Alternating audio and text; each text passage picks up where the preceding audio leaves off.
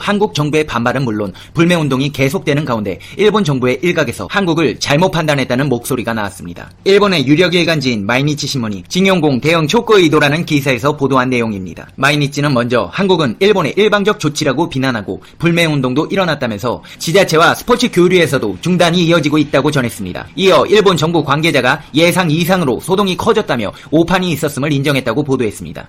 한국이 이처럼 강하게 반발할 것이라고는 미처 생각하지 못한 것으로 일본 정부가 당황하고 있음이 엿보이는 대목입니다. 이 신문은 또 정치적 갈등과는 무관하게 일본 젊은이들 사이에서 한류 붐이 일고 있다며 양국 관계를 희망적으로 전했습니다. 일본의 경제보복 조치에 국제사회의 반응은 어땠을까요? 싱가포르가 중국이 국제회의에서 일본을 겨냥해 비판의 목소리를 냈습니다. 국제회의에서는 아주 이례적인 일입니다. 태국 외교장관 회의에서 한일 외교장관의 설전이 오간 뒤 마이크는 싱가포르에 넘어갔습니다. 비비안 발라크리시난 싱가포르 외교장관은 준비한 원고를 읽지 않고 솔직하게 말하겠다고 포문을 열었습니다. 이어 일본이 아세안 국가를 하나도 화이트리스트에 포함되지 않았다며 한국을 뺄 게 아니라 백색 국가의 범위를 아세안으로 늘려야 한다고 지적했습니다. 앞서 고노 일본 외무상이 한국이 백색 국가에서 빠지더라도 아세안 수준의 대우는 받을 것인데 무엇이 문제냐는 궤변을 늘어놓은 데 대한 답변이었습니다. 국제회의에서 특정 국가를 상대로 직접적인 비판이 나온 건 매우 드문 일입니다. 싱가포르에 이어 중국도 가세했습니다. 왕이 중국 외교부장은 싱가포르 외교장관의 발언에 좋은 영감을 받았다며 아세안과 한중일은 하나의 가족이 되어야 하는데 이런 문제가 생겨 유감이라고 밝혔습니다. 또 상대방에 대한 신뢰와 선의로 문제를 해결해야 한다고 덧붙였습니다. 대화가 아닌 경제 보복 카드를 빼든 일본을 애둘러 비판한 겁니다.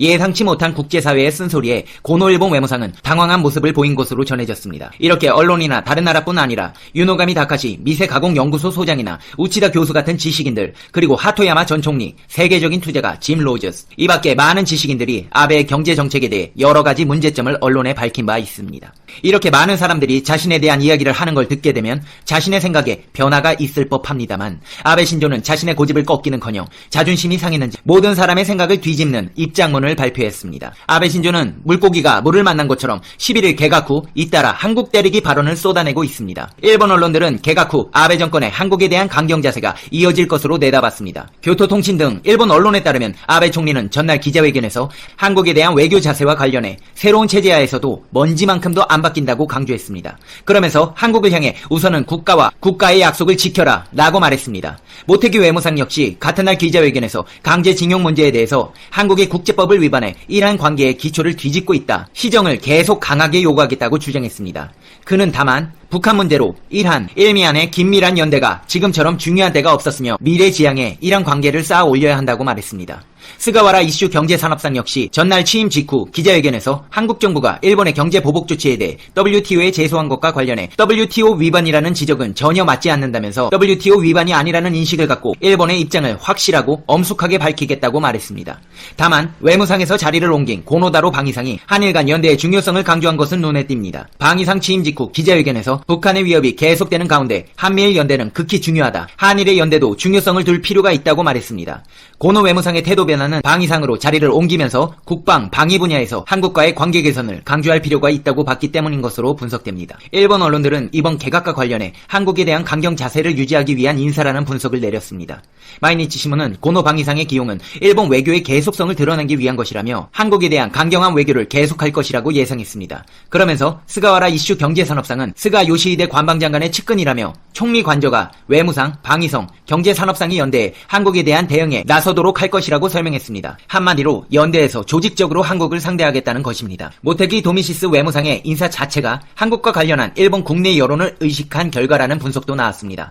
니혼게이자이 신문은 아베 총리가 작년 자민당 총재 선거에서 모테기 씨가 소속 파벌인 다케시타파의 여론을 자신에게 유리하게 이끌어준 것에 대한 보답으로 외무상에 임명한 것이라고 설명했습니다. 그러면서 당초에는 고노 씨를 경질하려고 했지만 남대사에게 무례하다고 발언한 뒤 인터넷상에서 고노 씨를 지지하는 분위기가 높아지자 방위상에 기용했다고 덧붙였습니다. 한마디로 일본 정계에서는 혀만 하면 한자리 해먹을 수 있다는 소리입니다.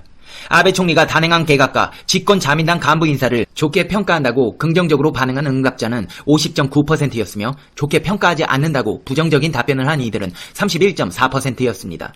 더 충격적인 사실은 이렇게 대중들이 자신을 지지하고 있다고 생각한 아베 신조는 이번 개각을 통해 아베 친정 체제가 더욱 공고해지는 만큼 앞으로도 한일 관계를 강경 기조로 이끌어갈 것이고 이로 인해 한일 관계가 개선되기 쉽지 않을 것이라는 전망이 많다는 것입니다. 그렇게 많은 지식인, 경제인들이 아베에 대한 비판을 쏟아냈지만 일본인들의 아베 사랑은 요지부동입니다. 따라서 아베 신조는 자신의 생각을 바꾸고 수출 규제 철회와 강제노동 문제에 대해 사과할 만큼은 먼지만큼도 안 하고 있다고 합니다. 여기에 어이없는 사실은 자신들의 의무는 외면하며 한국에게는 계속적으로 군사정보 등의 요구를 뻔뻔스럽게 하고 있다는 점입니다. 일본 정부는 수출 규제 강화 조치를 철회하면 한일 군사정보 보호협정 종료 결정을 재검토하겠다는 한국 측 제안에 응하지 않기로 방침을 정했다고 교도통신이 복수의 일본 정부 관계자를 인용해 보도했습니다. 보도에 따르면 일본 정부 관계자는 관계가 없는 수출 문제와 안전보장 협력을 거래하려는 교섭은 용인하기 어렵다며 한국을 화이트리스트에서 제외한 조치 등을 유지할 뜻을 밝혔습니다.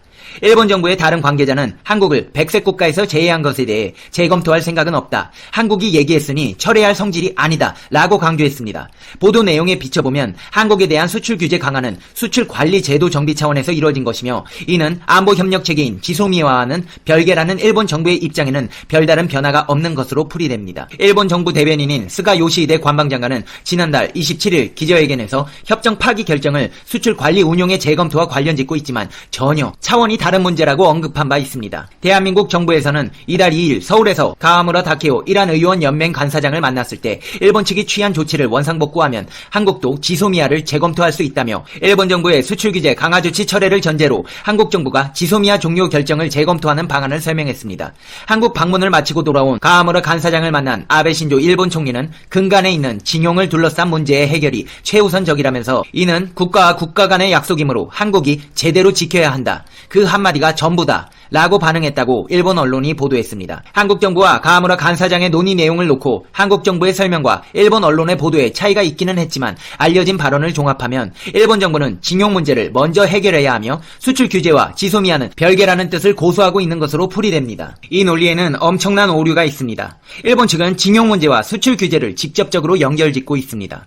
그러면서도 지소미아와 수출 규제는 별개라고 선을 긋고 있습니다. 선을 그으려면 다 긋던지 연결 지으려면 다 연결 짓던지 둘 중에 하나만 해야 하는데 자기들 유리한 건 연결 짓고 불리한 건 선을 긋고 있습니다. 한마디로 내 맘대로 하겠다는 겁니다. 아니 이 양반 진짜 왜 그러는 거죠? 나는 이해가 안 되네. 이 논리가 뭐야 대체? 혹시 이 논리에 대해 설명해 주실 분들 있으시면 댓글로 좀 부탁드리겠습니다. 이게 당최 이해가 안 되네요. 이제 페페TV의 결론 듣겠습니다.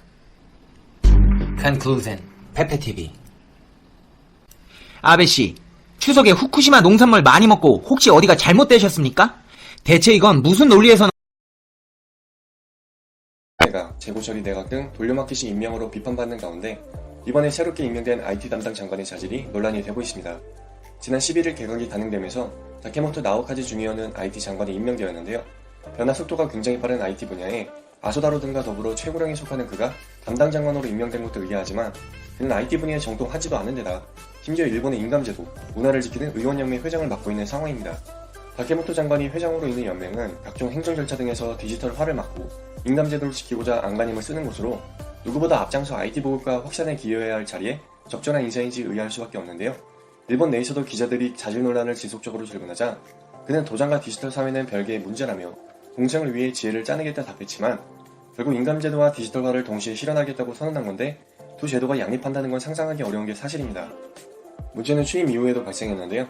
그는 스스로 자질이 충분하다고 강조하며 장관 본인이 SNS 계좌나 스마트폰을 직접 사용하고 있다 밝혔지만 그의 공식 홈페이지가 관람 불가 상태 빠지자 왜 그런지 모르겠다 답하는 등 자질 논란이 계속되며 이제는 언변 하나하나까지 문제시되는 분위기입니다.